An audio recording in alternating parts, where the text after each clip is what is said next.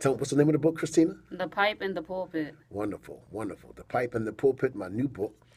Uh, it came out on August the 11th, and you know I'm living in St. Petersburg, Florida now, and so I'm here to do some book signing, which is going to take place on Sunday, September the 11th at 3 p.m. at Hope Alive Ministry Deliverance Fellowship, the church that I founded, and also where Minister Cynthia Poindexter is the pastor. So 3 p.m. on Sunday,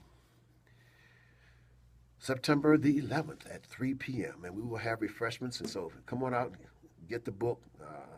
I will be there to personally sign it and do some speaking, especially to families who suffer from the disease of addiction, primarily drugs and alcohol. So go to my Facebook page, or you can go to Westbow Press and check it out and have it mailed to you directly. Or you can come on out and get a personalized signed copy of the book, The Pipe and the Pulpit. One of the chapters in the book is dedicated to the family, and one of the things that I say in that chapter for mommy and daddy. That's chapter 3, for mommy and daddy, and I give some handles on how to avoid your children. Well, I attempt to write how to avoid your children end up being a drug addict or alcoholic. And one of the things that I did, I took my children, took Christina, I took you to many AA meetings and NA meetings as a child. Do you remember that coming up? Yes. Tell us about that experience. I actually enjoyed going to the meetings. It was fun to hear some of the stories and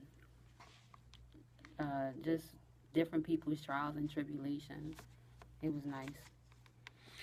Uh,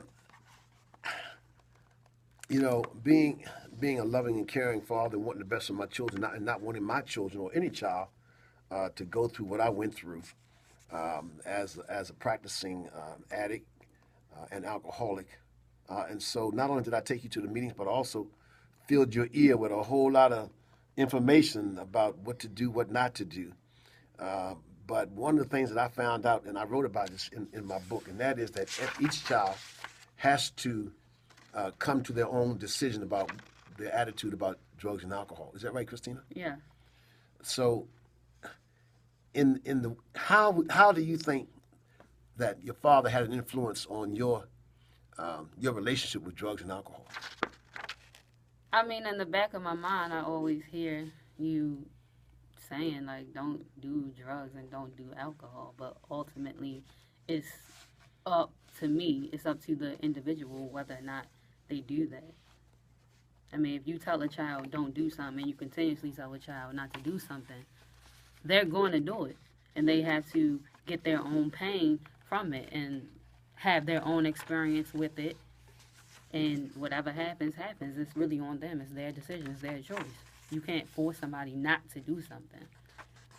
You think I was trying to force you not to do it? I don't think you were trying to force me, but I mean, I know you were passionate about your addiction and you didn't want me or you didn't want my brother to have to suffer like you did. Yeah. And it was tough, me seeing how you and Basha had to go through your own experience. Right. But my suggestion is just what you said, Christina.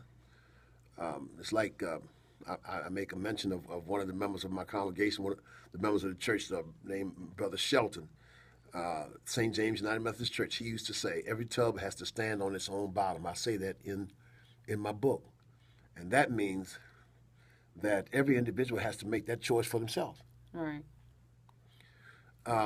So if it was one thing that you could share with any individual out there in the radio listening audience, Christina, about drugs and alcohol, about somebody your age or younger, what would it be? Um,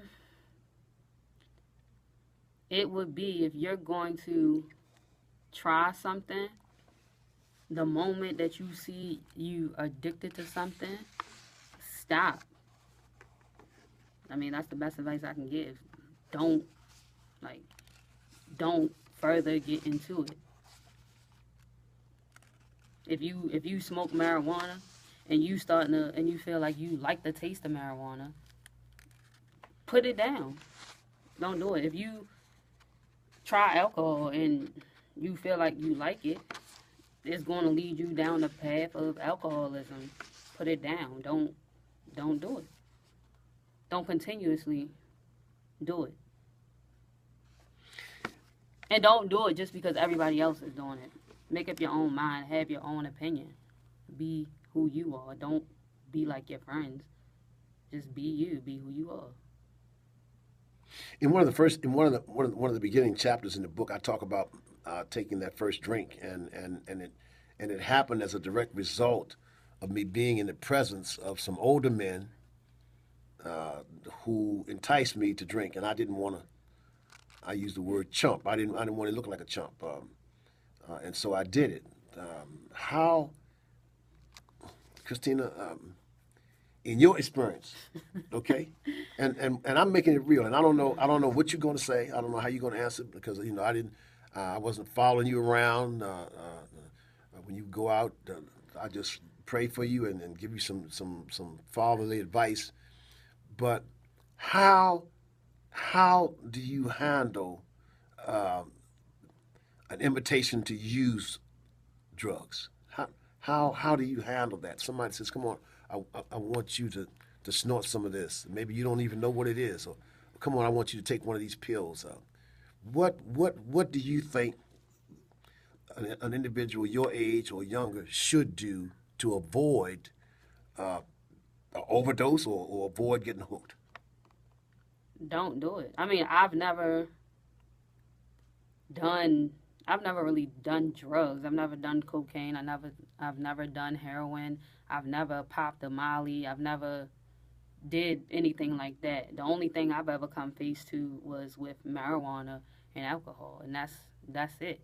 But if somebody came to me and approached me with Molly or cocaine, I would look at them like you're stupid. Like, why are you even presenting me with this? Like, no, get that out of my face. I'm good. Because I know my background and I know I have addiction in my family and I know addiction runs through my blood. So I'm not going to be stupid and do anything like that.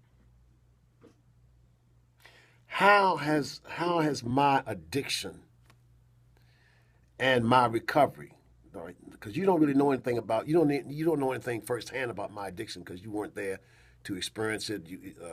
But you do know about my recovery, and you do know about my, as Basha would say, or you say sometimes, my ways.